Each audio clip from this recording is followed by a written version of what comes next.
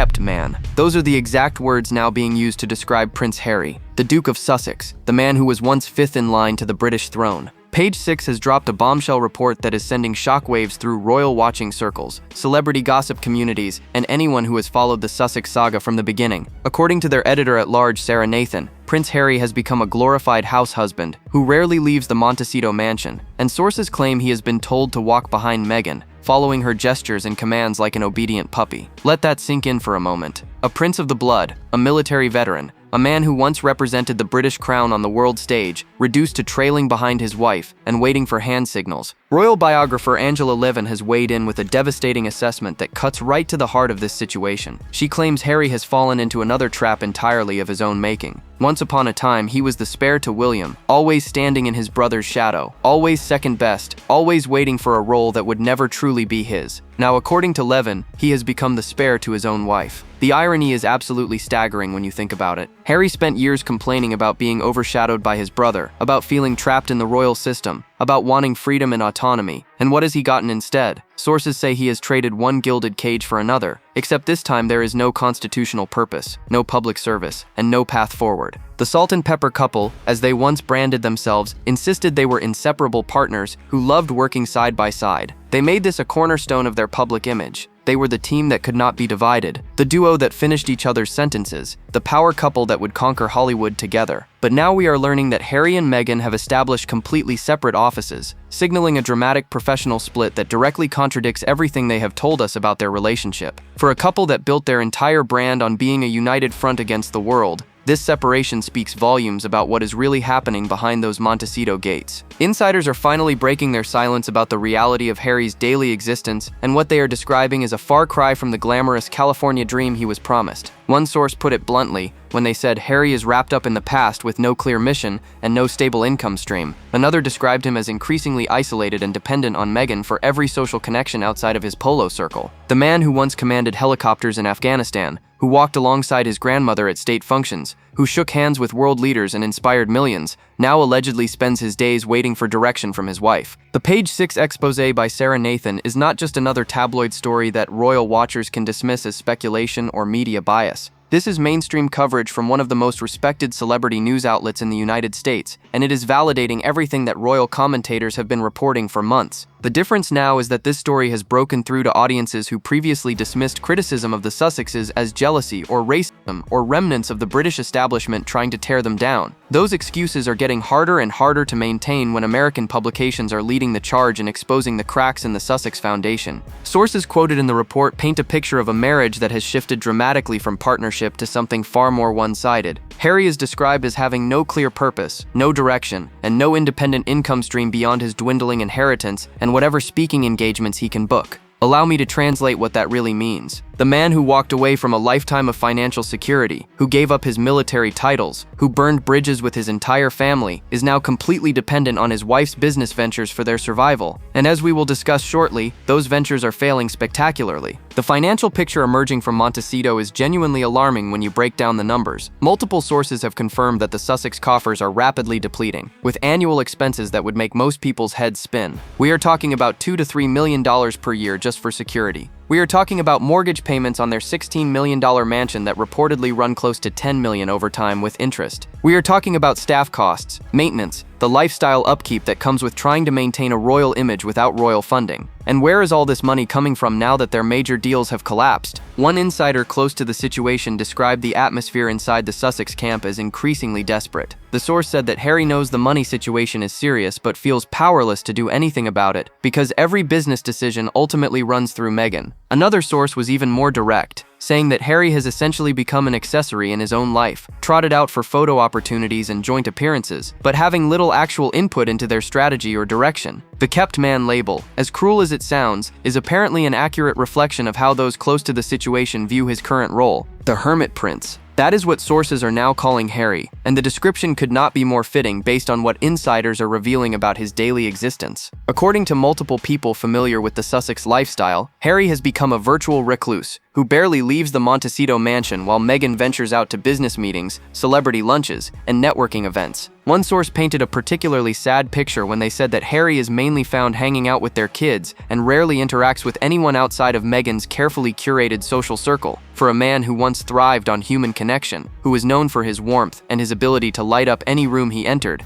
this isolation represents a dramatic and troubling transformation. The social landscape of Harry's new life is particularly revealing when you examine who he actually spends time with. His only local friend appears to be polo star Nacho Figueras, a connection that predates his relationship with Meghan and centers entirely around sport rather than genuine friendship. Everyone else in their social orbit, according to sources, comes through Meghan's connections. Her Hollywood contacts, her business associates, her carefully selected circle of celebrity friends. Harry reportedly has no independent relationships in California outside of the polo world. Let that sink in for a moment. A man who once counted some of the most powerful and interesting people in the world among his genuine friends now relies entirely on his wife for social interaction. One source did not mince words when describing the situation. They said Harry seems lost and disconnected, like he is going through the motions without any real purpose or direction. Another insider was even more brutal, saying that watching Harry at social events is genuinely uncomfortable because you can see he does not belong in Meghan's world, and he knows it. The ease and charm that once made him one of the most popular royals in modern history seems to have evaporated, replaced by an awkward uncertainty that people notice immediately. But perhaps the most devastating assessment comes from Montecito neighbors themselves, people who have observed the Sussexes up close over the past several years. One resident delivered a verdict so brutal that it deserves to be quoted in full. They said the Sussexes are not sincere, and that everything they do is for fame and fortune rather than genuine connection or contribution to the community. This is not a tabloid reporter or a royal commentator with an axe to grind. This is someone who lives near them, who has watched their behavior firsthand, who has seen the gap between their public image and their private reality, and they are calling them out as phonies. The isolation appears to be getting worse rather than better as time goes on. Sources say that invitations to parties and events have dried up considerably since their Netflix documentary and Harry's memoir created so much controversy. Hollywood, for all its talk of progressive values and standing up against institutions, apparently draws the line at people who publicly trash their own families for profit. One insider revealed that many A-listers want nothing to do with the Sussex drama and have quietly distanced themselves from the couple. The celebrity friends who once posed for photos with them have moved on to less controversial associations. Let us talk about money because the financial situation in Montecito is apparently reaching crisis levels that even the Sussexes can no longer hide. When Harry left the royal family, he walked away with a reported 7-figure inheritance from his mother, Princess Diana, rumored to be around $10 million.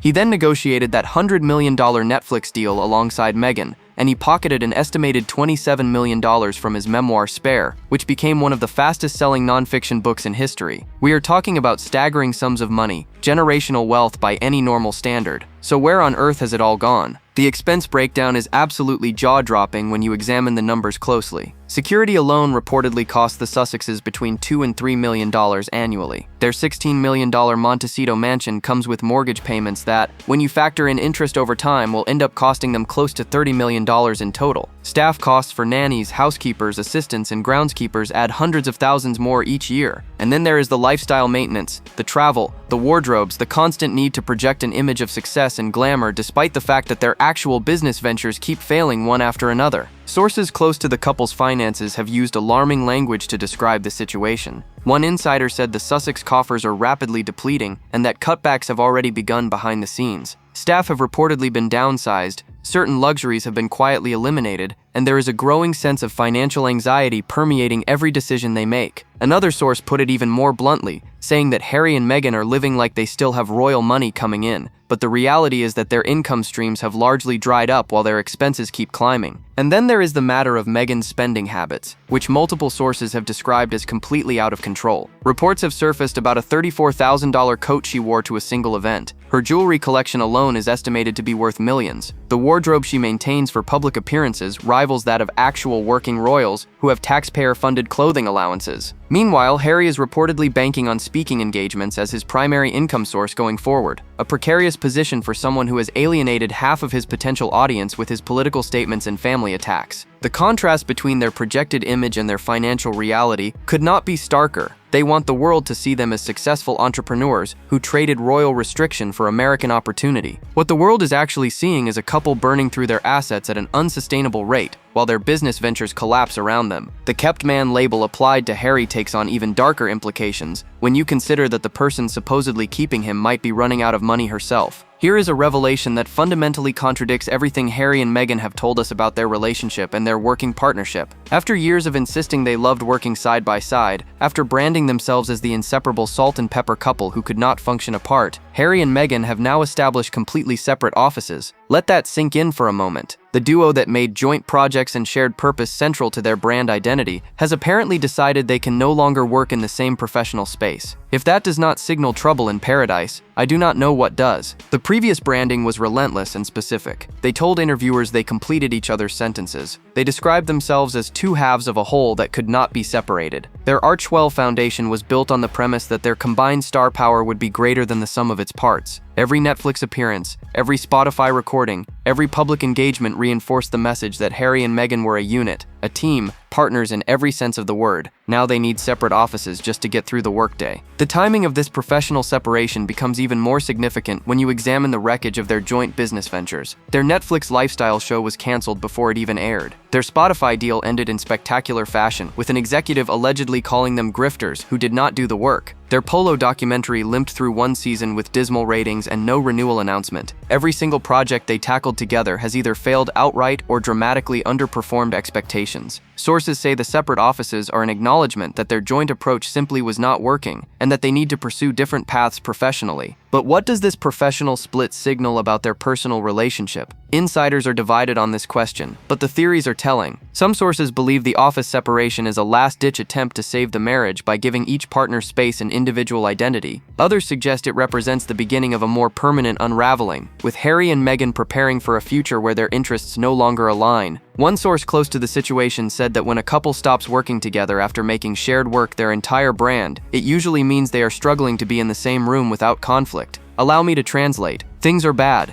Very bad. The observations made by royal biographer Angela Levin about Harry and Meghan's dynamic are absolutely damning and deserve close examination. Levin claims to have witnessed firsthand how Meghan controls Harry through gestures, hand signals, and subtle commands that he obediently follows without question. She describes watching Harry position himself behind Meghan at events, waiting for her cues before speaking or moving, essentially operating as a supporting player in his own life. The image of a prince of the blood being directed like a trained pet is both disturbing and, according to Levin, completely accurate. Levin goes further in her analysis, claiming that Meghan systematically takes away everything from Harry and refuses to let him be number one in anything. Think about what that means practically. Harry cannot be the star of any project. He cannot receive more attention than Meghan at any event. He cannot pursue interests or relationships that do not center her as the primary focus. According to this assessment, Meghan has created an environment where Harry's entire existence revolves around her needs, her ambitions, and her image. He has been reduced from a principal to a prop. Body language experts who have analyzed the couple's public appearances largely support this interpretation. They point to consistent patterns where Meghan positions herself in front of Harry in photographs, where she touches his back or arm in what appears to be guiding or controlling gestures, where she answers questions directed at him or speaks over him in interviews. The cumulative effect of these observations paints a picture of a relationship where power flows entirely in one direction.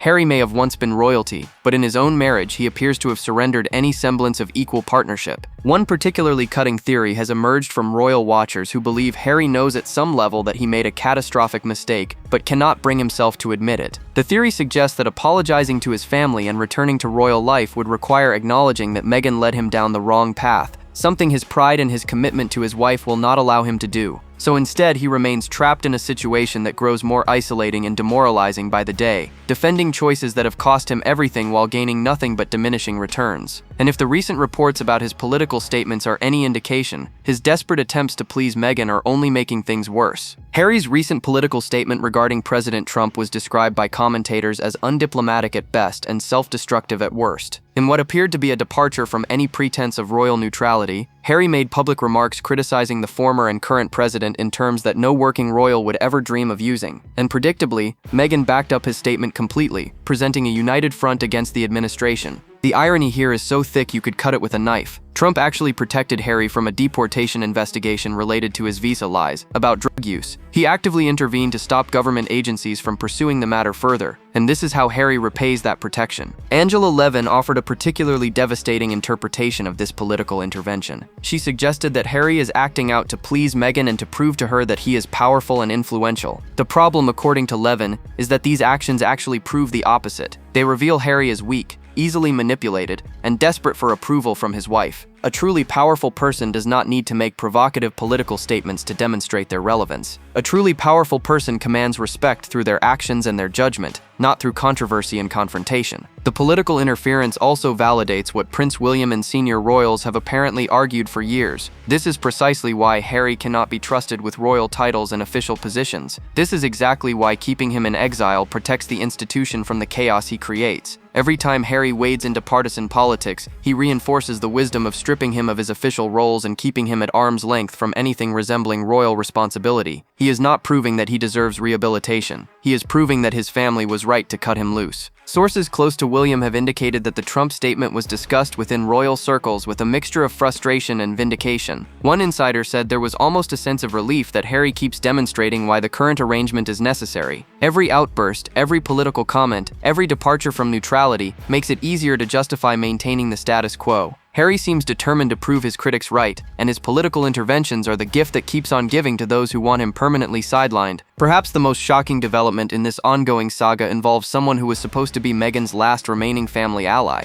Reports have emerged suggesting that Meghan has allegedly fallen out with her mother Doria Ragland, the one person from her family who stood by her through everything. If these reports are accurate, Meghan has now managed to burn bridges with literally every member of her family. Her father Thomas is estranged, her half-siblings are estranged, and now even Doria, the woman who walked her down the aisle at her royal wedding, appears to have been pushed away. The details surrounding this alleged rift are particularly telling. Meghan recently described her mother as a free spirit in an interview, and insiders say this was a deliberate dig rather than an affectionate description. Sources claim the phrase was meant to communicate that Doria is unreliable and uncommitted, the opposite of what you would say about a beloved parent who has been helping raise your children. For someone as calculated about public messaging as Meghan has proven to be, word choices like this are never accidental. Multiple sources have reported that Doria is no longer living at the Sussex compound after years of being present to help with childcare for Archie and Lilibet. The grandmother who was supposedly integral to their family life has apparently been pushed out or chosen to leave, depending on which source you believe. Either way, her absence is conspicuous and significant. One insider described the situation as incredibly sad because Doria was the one person who genuinely loved Meghan unconditionally, and even that relationship could not survive Meghan's need for control. The pattern here is impossible to ignore for anyone willing to look at it honestly. Meghan has cut off her father. She has cut off her siblings. She has helped Harry cut off his father, his brother, and extended royal family. And now apparently she has cut off her own mother. Every single meaningful family relationship in both Harry and Meghan's lives has been damaged or destroyed since they got together. At some point, when someone has conflict with literally everyone in their world, the common denominator becomes impossible to deny, and the person standing at the center of all this destruction keeps insisting she is the victim. Let us talk about Meghan's entrepreneurial efforts, because what is happening with her brand As Ever is a masterclass in how not to launch a lifestyle company. The Valentine's Day marketing push was a particular disaster, with Meghan attempting to position jam as a romantic gift option. Jam for Valentine's Day. Let that sink in for a moment. Nothing says romance quite like spreading fruit preserves on your morning toast, apparently. The marketing materials were tone deaf, the messaging was confused, and the whole campaign reeked of desperation to move product that simply is not selling. The numbers behind As Ever paint a devastating picture of commercial failure. Reports indicate that Meghan has over 137,000 units of unsold inventory sitting in warehouses. 137,000. For a brand that launched with massive celebrity attention and wall-to-wall media coverage, this level of overstock represents a catastrophic miscalculation of market demand. Compounding the problem, Meghan has been losing Instagram followers rather than gaining them since the brand launched. The trajectory is going in exactly the wrong direction. The brand identity crisis at As Ever has become almost comical to industry observers. There is no clear messaging about what the brand represents or who it serves. The photography is recycled and generic. Meghan infamously called her product spread rather than jam in an apparent attempt to seem more sophisticated, confusing customers who just wanted to know what they were actually buying. One marketing expert analyzed the brand and concluded that it suffers from trying to be everything to everyone while connecting with no one specifically. Allow me to translate. It is a mess with no clear direction or appeal. The as-ever failure symbolizes everything wrong with the broader Sussex strategy. There is an assumption that celebrity status automatically translates to business success. There is a refusal to put in the actual work required to build something sustainable. There is a disconnect between the premium pricing and the actual value proposition being offered. And most tellingly, there is an inability to accept criticism or adjust course when things are clearly not working. The jams sitting unsold in warehouses are a perfect metaphor for Harry and Meghan's entire post-royal journey. All packaging, no substance, and no customers willing to buy what they are selling. So where does this leave the Duke and Duchess of Sussex as we survey the wreckage of their California dream? The picture that emerges from these reports is genuinely grim, even for those of us who have been skeptical of their choices from the beginning. We have an isolated husband who has been reduced to a kept man with no clear purpose or direction. We have depleted finances that cannot sustain their current lifestyle for much longer. We have separate offices that contradict their entire brand of partnership. We have burned bridges with literally every family member on both sides. We have failed business ventures piling up like autumn leaves. And we have a marriage that multiple sources describe as dominated by one partner while the other trails behind waiting for instructions. The Montecito neighbors' assessment deserves to be repeated because it cuts to the heart of everything. They said the Sussexes are not sincere and that everything they do is for fame and fortune. This is not tabloid speculation or royal establishment revenge. This is someone who lives near them, who has observed their behavior, who has watched the gap between their public statements and their private reality, and they have concluded that Harry and Meghan are fundamentally inauthentic people chasing celebrity rather than contributing anything meaningful to the world. Angela Levin's verdict is equally damning and probably more accurate given her years of studying the royal family. She believes Harry knows at some level that he made a terrible mistake, but simply cannot admit it. His pride, his commitment to Meghan, his fear of public humiliation, all combine to trap him in a situation he knows is destroying him. The prince who once complained about being trapped in royal life has discovered that freedom is not everything he imagined, especially when that freedom has come at the cost of family, purpose, financial security, and his own identity. The question that haunts this entire saga remains unanswered. Can Harry ever escape the Montecito prison he has built for himself, or has he simply traded one gilded cage for another, far worse one? The royal cage at least came with purpose, with family, with an institutional support system that had sustained generations. The Montecito cage offers nothing but isolation, financial anxiety, and a wife who allegedly will not even let him walk beside her as an equal. That is not freedom. That is not independence. That is a tragedy of someone who had everything and threw it away for a fantasy that was never real. Drop your thoughts below. Like, subscribe, and stay tuned. The next video is waiting, and you will not believe what is coming next.